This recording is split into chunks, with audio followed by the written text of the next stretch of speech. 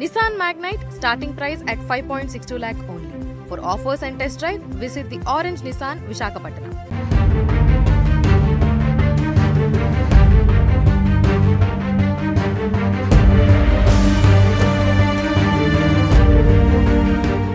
విశాఖలో నవవధువు ఆత్మహత్య చేసుకుంది.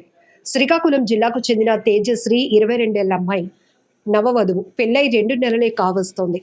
ఎంత కష్టం వచ్చిందో ఏమో తెలియదు కానీ బలవంతంగా ప్రాణాలు తీసుకుంది. భర్త వృత్తిరీత్యా విశాఖలో ఉండటంతో విశాఖలోని 3 టౌన్ పోలీస్ స్టేషన్ పరిధిలోని రేసపవాణిపాలెంలో కాపురం పెట్టారు. కానీ ఇంతలోనే అల్లుడు తేజశ్రీ వాళ్ళ పేరెంట్స్కి కాల్ చేసి మీ అమ్మాయి ఆత్మహత్య చేసుకుందని చెప్పాడు. కానీ వాళ్ళకి అనేక రకాల అనుమానాలు కలగటంతో 3 టౌన్ పోలీసులను ఆశ్రయించారు మృతురాలు తేజశ్రీ బంధువులు, తల్లిదండ్రులు. అసలు ఈ కేసుకు సంబంధించి పూర్తి వివరాలు తెలుసుకుందాం. అసలు ఏం జరిగింది, ఆ భర్త ఎవరైతే సోమేశ్వర ఉన్నారో ఏం చేస్తారు ఏంటి అనే విషయం. సరే, ఎప్పుడు వచ్చింది సార్ కంప్లైంట్? ఈ నెల 7/5/2026 నాడు వాళ్ళ మదరు వచ్చి కంప్లైంట్ ఇచ్చారని. ఈ అమ్మాయికి 6/3/2026 నాడు మ్యారేజ్ అయింది. సేమ్ అమ్మాయిది గార మండలం, అబ్బాయిది శ్రీకాకుళం మండలం. ఇద్దరు కూడా పెద్దల సమక్షంలో కుదిరినటువంటి మ్యారేజ్. అయితే వాళ్ళకి డాక్యార్డ్లో ఎంప్లాయీ అని చెప్పేసి అమ్మాయిని మ్యారేజ్ చేసుకున్నాడు. తీరా చూస్తే వాళ్ళు అక్కడ కాకుండా ఇక్కడ ద్వారకా లిమిట్స్లో మా అన్నయ్య అని ఒక హాస్టల్ రన్ చేస్తున్నారు. దానికి సంబంధించి వాళ్ళు 28 lakhs వరకు అప్పుడు కట్నం ఇచ్చి పెళ్లి చేశారు. అయితే ఇక్కడ రీసెంట్గా మా లిమిట్స్లో రేసవనపాలెంలో భార్యాభర్త ఇద్దరు కూడా ఫ్యామిలీ పెట్టి రన్ చేస్తున్నాం. అయితే ఈ అబ్బాయికి వేరే హాస్టల్లో ఉంటున్న ఒక 2 అమ్మాయిలతో అఫేర్ ఉందని చెప్పేసి అమ్మాయి యొక్క ఎలిగేషన్. ఆ విషయాన్ని కూడా వాళ్ళ పేరెంట్స్కి చెప్పడం జరిగింది. దానికి సంబంధించి ఈ అమ్మాయిని కొట్టడం ఇదంతా జరుగుతుంది. ఆ విషయం మా పాప మాకు చెప్పిందని చెప్తున్నారు. అయితే 7వ తేదీ మార్నింగ్ అరౌండ్ 7:30 ఆ టైంలో భార్యాభర్తల మధ్య గొడవ అయింది. దాంతో అమ్మాయిని తిట్టేసి హాస్టల్కి వెళ్ళాడు. రిటర్న్ 9 తర్వాత వచ్చేటప్పటికి అమ్మాయి డోర్ తీగిపోయేటప్పటికి ఆ కిటికీ అద్దాల పగలు కూడా చూసేటప్పటికి హ్యాంగ్ చేసుకుంటే అంటే వాళ్ళ ఫ్రెండ్కి కాల్ చేసి ఇద్దరు కూడా అమ్మాయిని బ్యాక్ సైడ్ డోర్ ఎరగొట్టి లోపలికి వచ్చి అమ్మాయిని సేవ్ చేశారు. అప్పటికే అమ్మాయి చనిపోయింది. దాంతో పేరెంట్స్ వచ్చి ఇలాగా వీడియో హెరాస్మెంట్ వల్ల మా పాప చనిపోయిందని చెప్పి కంప్లైంట్ ఇచ్చారు. దాని మీద కేసు రిజిస్టర్ చేసాం. అలాగే ఈ నెల 9వ తేదీ నాడు సోమేష్ని అరెస్ట్ చేయడం కూడా జరిగింది. సార్, తేజశ్రీ ఒంటిపైన ఏ రకమైన గాయాలు? ఒంటిపైన ఎటువంటి గాయాలు లేవండి. ఓన్లీ నెక్ దగ్గర హ్యాంగ్ చేసుకోవడంలో మార్క్ ఉందండి. వేధింపులు ఎందుకు సార్? అంటే ఈ అబ్బాయికి వేరే అమ్మాయిలతో ఎఫ్ఐఆర్ ఉందని తెలిసి ఘర్షణ, లేకపోతే కట్నం కోసం కూడా వేధిస్తున్నాడు అని? అంటే ఈ అబ్బాయికి వేరే వాళ్ళతో ఎఫ్ఐఆర్ ఉందని అమ్మాయి వీడియో కాల్స్ అవన్నీ మాట్లాడతాడని చెప్పేసి అమ్మాయి వాళ్ళ పేరెంట్స్కి చెప్పడం జరిగింది.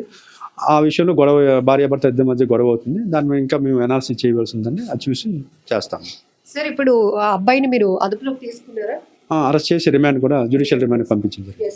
ఎందుకు సార్ అసలు డాక్యార్డ్ లో జాబ్ అని అబద్ధం చెప్పి మరి పెళ్లి చేసుకోవాల్సిన అవసరం ఏమొచ్చింది? అది వాళ్ళు ఇది పర్సనల్, అది మనం కాదు. ఓకే, దానికి సంబంధించి వాళ్ళు ఇచ్చిన కంప్లైంట్ మేము కేసు రిజిస్టర్ చేయడం జరిగింది. ఇక్కడ అతనైతే హాస్టల్ అయితే రన్ చేస్తున్నాడు అండి, ద్వారకా లిమిట్స్లో. సార్, ఈ అమ్మాయి ఎడ్యుకేషన్ బ్యాక్గ్రౌండ్ డిగ్రీ వరకు ఈ అమ్మాయి చదువుకుంది. ఆ కుర్రాడు బీటెక్ చేశాడు. ఇప్పుడు ఏం చెప్తున్నాడు సార్? మీరు అదుపులోనికి తీసుకున్నాక ఆయన ఏమైనా చెప్పే ప్రయత్నం చేశాడు? అంటే వాళ్ళు చెప్పేదంటే నాకు ఎటువంటి అఫైర్ కానీ ఏమీ లేదండి, నేను హాస్టల్ రన్ చేస్తాను, ఆ పిల్లలు మాట్లాడతారు అంతే తప్ప ఎటువంటి అఫైర్ లేదని అంటున్నాను. అది మేము ఇంకా ఎస్టాబ్లిష్ చేస్తాను, ఇన్వెస్టిగేషన్ అవుతుంది. కేవలం అతను ఒక ఎంప్లాయీ డాక్యార్డ్లో అని చెప్పి పెళ్లి చేసుకున్నాడు. ఆ తర్వాత ఇతను హాస్టల్ రన్ చేస్తున్నాడు కాబట్టి సో ఆబ్వియస్లీ మాట్లాడాల్సిన పరిస్థితులు కూడా ఉంటూ ఉంటాయి. ఆ అబద్ధమే దీని అంతటికి కారణంగా కూడా మేబీ కొంతవరకు అవ్వచ్చు. వాళ్ళు కూడా అదే ఫీల్, మాకు ఒకటని చెప్పి ఇతను వేరే పని చేస్తామని చెప్పేసి వీళ్ళు చెప్పడం జరిగింది. దానికి అడిగితే నేను చెప్పలేదని ఈ కుర్రాడు అంటున్నాను. అది చూస్తున్నాను. సరే, అవుట్ ఆఫ్ దిస్ కేస్ జనరల్గా పెళ్ళిళ్ళు కాక చాలా మంది చూస్తున్నాం, హైయర్ ఎడ్యుకేషన్స్ ఉన్న, బాగా సంపాదించే పరిస్థితి ఉన్న, సంబంధాలు దొరకటం లేదు, మంచి అమ్మాయి లైఫ్లోకి వస్తే బాగుంటుందని వెయిట్ చేసే వాళ్ళు కొంతమంది అయితే ఇప్పుడు ఇట్లాంటి వేధింపులు, బలవంతంగా ప్రాణాలు తీసుకోవడాలు, కొత్త కాపురం నవవధువు అంటున్నాం. ఏం చెప్తారు? అంటే మేము చెప్పేది ఏంటంటే పిల్లలకి అంటే సెన్సిటివ్ ప్రతిదానికి కూడా సూసైడ్ చేసుకోవడం కరెక్ట్ కాదు, చనిపోవడం అనేది. ఏదైనా ప్రాబ్లమ్స్ వస్తే పేరెంట్స్ కానీ లేకపోతే కుటుంబ సభ్యులకి అలాగే పెద్దలకి లేదంటే పోలీసుని అప్రోచ్ అయితే మీ కౌన్సిలింగ్ కౌన్సిలింగ్ చేయడం జరుగుతుంది. అలా కాకుండా ఈ పిల్లలు ఏదంటే ప్రతిదానికి కూడా అంటే గొడవ అయిన వెంటనే సూసైడ్కి వెళ్ళిపోవడం అనేది ఒక టెండెన్సీ బాగా పెరిగింది. అలాంటి వాళ్ళకి మేము చెప్పేది ఏంటంటే మీకు ఏదైనా ఇబ్బంది అనిపిస్తే ఆ లోకల్లో ఉన్న మీ దగ్గరలో ఉన్న పోలీస్ స్టేషన్ అప్రోచ్ అయితే మేము కౌన్సిలింగ్ చేయడం జరుగుతుంది. లేదంటే చట్టపరమైన చర్యలు తీసుకోవడం జరుగుతుంది. అంతే తప్ప ఎవరో కూడా చనిపోవద్దని మేము చెప్పడం జరుగుతుంది. సార్ ఈ అమ్మాయి వాళ్ళ హస్బెండ్ గురించి చెప్పినప్పుడు పేరెంట్స్ రెస్పాండ్ కాకపోవడం వల్ల అమ్మాయి బలవంతంగా ప్రాణాలు తీసుకుందా, లేకపోతే కాస్త వెయిట్ చేస్తున్నా బాగుంది? అంటే అమ్మాయి పేరెంట్స్కి చెప్పడం జరిగింది. వాళ్ళు కూడా అబ్బాయిని అడగడం జరిగింది అంటుంది. దాని మధ్య అమ్మాయి ఇద్దరి మధ్య గొడవ అవుతుందని చెప్పి వాళ్ళు చెప్పడం జరిగింది. 2 months అవుతుంది వాళ్ళకి. అంటే అమ్మాయి ఒంటిపైన గాయాలు ఉన్నాయి, అతను వేధించాడు, కొట్టాడు అనేది కూడా వినపడుతోంది. గాయాలు Parents మాట్లాడుతున్నారు. ఎటువంటి గాయాలు లేవు, ఓన్లీ నెక్ దగ్గర తప్ప అదర్వైజ్ ఇంకెక్కడ లేవు. సరే, ఇప్పుడు మీరు చెప్పినట్టే చచ్చిపోతాం అని ఒక బ్లాక్మెయిల్ చేయడం, ఎమోషనల్ బ్లాక్మెయిల్కి పాల్పడుతున్నారు టీనేజర్స్. ఇప్పుడు మా కళ్ళ ముందే ఒక అతను పనిచేసిన ఓనర్ డబ్బులు ఇవ్వలేదని నేను వెళ్ళి చనిపోతాను అంటున్నాడు. కనీసం మీరు వాళ్ళు పిలిపించే దగ్గర కూడా వెయిట్ చేయటం లేదు.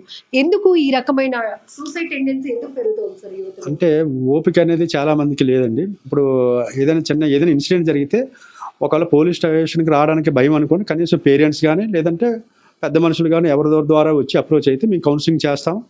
తను లేదు అనుకో అది చట్టపరమైన చర్య తీసుకోవాల్సి వస్తే ఆ రకంగా తీసుకుంటాం. అంతే తప్ప వెంటనే ఏదో జరిగిపోయిందని చెప్పేసి దానికి చనిపోవడం అనేది కరెక్ట్ కాదు. ప్రతి ఒక్కరికి కష్టాలు ఇవన్నీ ఉంటాయి. దానికి ఏదంటే మనం సొల్యూషన్ చూసుకోవాలి తప్ప చనిపోవడం అనేది కాదు. అలాగే పేరెంట్స్ కూడా పిల్లలకి మనం అది మోటివేట్ చేయాలి. ఏదైనా కష్టం వస్తే మాకు చెప్పమ్మా, మేము చూసుకుంటాం అనేది అలా చేస్తే బాగుంటుందని మా ఉద్దేశం. మేము కూడా అందరికి చెప్పేది ఏంటంటే సూసైడ్ అనేది కరెక్ట్ కాదు. మా దగ్గరికి వస్తే మేమైనా యాక్షన్ తీసుకుంటాం, లేదంటే కౌన్సిలింగ్ చేస్తామని అందరికి కూడా చెప్పడం జరుగుతుంది. సార్, తేజశ్రీ కేసులో భర్తని ఇప్పటికే మీరు అదుపులోకి తీసుకున్నారు, రిమాండ్కి కూడా వేశారు. ఆయన ఫోన్ కాల్ రికార్డ్స్ కానీ ఏమైనా వాళ్ళు అనుమానించినట్టుగా మీకు ఏమైనా? అంటే ఇంకా పెట్టామండి, ఇంకా రావాల్సి ఉంది. అది అనాలిసిస్ చేస్తాం. ఓకే.